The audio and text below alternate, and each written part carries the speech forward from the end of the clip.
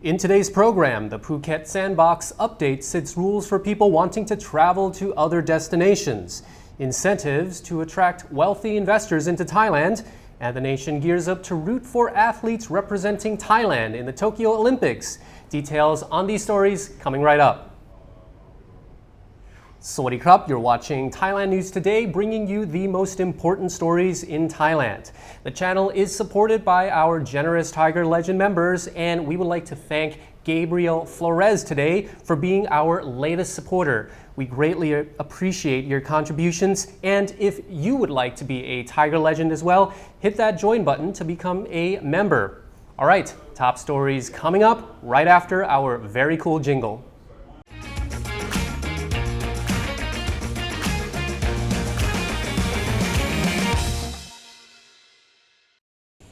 A new rule for the Phuket Sandbox was passed, allowing visitors under the reopening scheme to travel to specific islands after spending 7 days in Phuket. The rule goes into effect on August the 1st. The islands include Koh Samui, Koh Phangan, and Koh Tao, which are off the coast of Surat Thani in the Gulf of Thailand. The trio of island has also reopened under the new Samui Plus scheme, but had very limited success in attracting international visitors. Other islands and beaches include Koh Phi Phi, Koh Ngai, and Railay Beach in the nearby Krabi province, as well as Khao Lak, Koh Yao Yai, and Koh Yao Noi in Phang Nga. Now, under the Phuket Sandbox model, travelers from overseas who are fully vaccinated against COVID-19 can enter the island province without undergoing a 14-day hotel quarantine. So far, there's been nearly 9,500 international arrivals since the start of the month, about half of them actual tourists. The rest are returning Thais and people trying to get back into Thailand to their families and businesses. 21 of the Sandbox arrivals have returned positive COVID tests since their arrival. Yesterday, 172 people arrived as the trend of new arrivals starts to wane. The CESA is pushing departments to settle on a proposed 17% personal income tax on local earnings for foreign investors in Thailand. This is part of the wider plan to enable wealthy foreigners to stay long-term in Thailand under special new visas. The four groups of foreigners targeted are so-called rich global citizens, wealthy retirees, high-wealth professionals working in Thailand, and highly skilled professionals. The visas would last as long as 10 years, and the recipients could own land and property. As a condition, these rich global citizens would be expected to invest $500,000 in government bonds, property, or other investment programs. They would also had to have earned $80,000 per annum over the past 2 years. Starting in February, women who sought an abortion in Thailand could legally get one during the first trimester. However, a pro-choice activist, Supecha Bautip, says women still encounter discrimination in the form of spiritual objections. Supecha says that many nurses and doctors do not want to assist women who want help, despite the procedure's legality. She said, quote, "It's more than just a feeling, it's about belief on the spiritual level." Other Southeast Asian countries also face religious hurdles. Indonesia is predominantly Islamic, which opposes abortions. The Philippines, which is predominantly Catholic, also opposes abortions.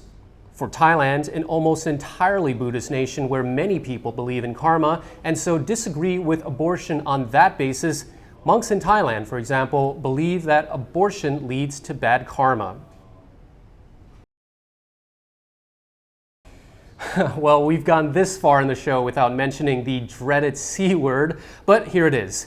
A survey by the International Air Transport Association shows that most passengers understand the need for COVID-19 prevention measures, but don't want them to become permanent.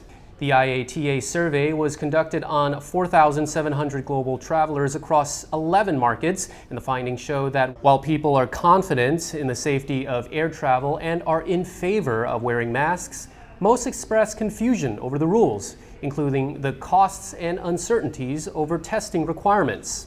89% of flyers believe protective measures are well implemented. 90% believe airline personnel do a good job of enforcing the measures. 86% strongly support the rules on face masks being enforced, but believe the rule should be ended as soon as possible. The survey also found that a majority of people confess to finding the rules confusing, which has had an impact on their decisions to travel. 9 out of 10 survey respondents would be happy to have their vaccination details stored on a mobile app, with 87% in favor of a secure digital system, but 75% say they'd only use the app if they had full control of their data. The governor of Chon Buri has added new restrictions and closures as COVID infections swell in the province and around Thailand. As the province reports hundreds of new infections every day, safety measures and restrictions seem to be implemented nearly daily to attempt to curb the spread.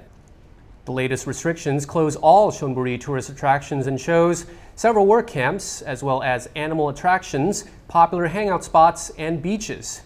Yes, beaches and reservoirs are now off limits to everyone except local fishermen working there. Swimming, tanning, beach sports, and water sports are all forbidden. We suspect a lot of people will be taking up fishing in light of the new restrictions. Zoos and animal parks are also closed in Chon Buri, including any sort of animal show. The pandemic-delayed 2020 Olympics are finally set to get underway in Tokyo today under heavy COVID-19 restrictions as Japan still battles the virus. Thailand has sent 41 hopeful athletes to compete for the gold medal in Tokyo. Thailand will be competing in 15 events: athletics, badminton, boxing, cycling, golf, horse riding, judo, rowing, sailing, shooting, skeet shooting, swimming, table tennis, taekwondo, and windsurfing.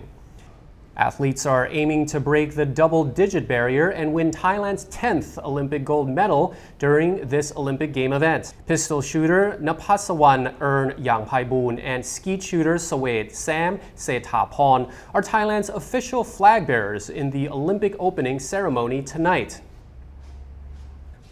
Now, we understand it must be tiring to hear of COVID news every single day, and with new restrictions ramping up again means you'll be reminded of it constantly in your days.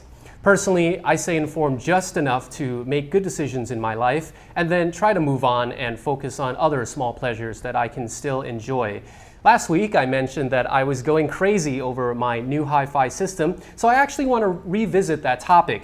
Now, if you remember, I asked the viewers for some song suggestions that I could blast in the detriment of my neighbors, and I got some really good chest thumper hits. Thank you everyone for that, and what I thought I'd do is I compile them into a Spotify playlist. That's a result of the collaboration of all the Thaiger viewers. I'll link to that in the description of this video so that we can all enjoy some music during these times. And feel free to keep suggesting songs and I'll add them to that playlist. I think for now, let's stick with the theme of songs that we love to blast. Looking forward to your suggestions. And thank you for watching. Don't forget to subscribe to the channel and Sawadee krap.